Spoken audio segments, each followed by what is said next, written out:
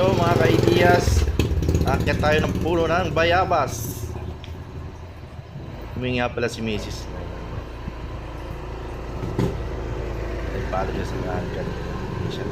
Dalawa kasing hinog na puno. Ang hirap pa umakyat. Kala ko di ko kakayanin ng puno. Ayan. Ang liit ng puno. Ang bigat natin. Dalawa lang yan guys. Dalawang hinog.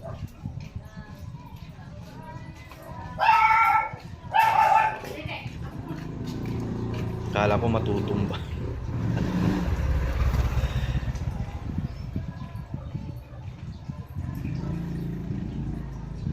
So yan guys, success. Nakuha natin yung dalawa.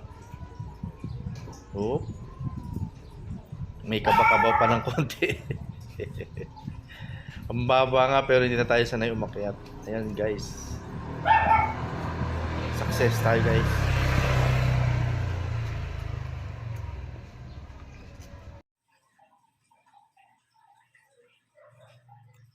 Ito na guys. Ito na guys yung hiningi natin sa kapitbahay.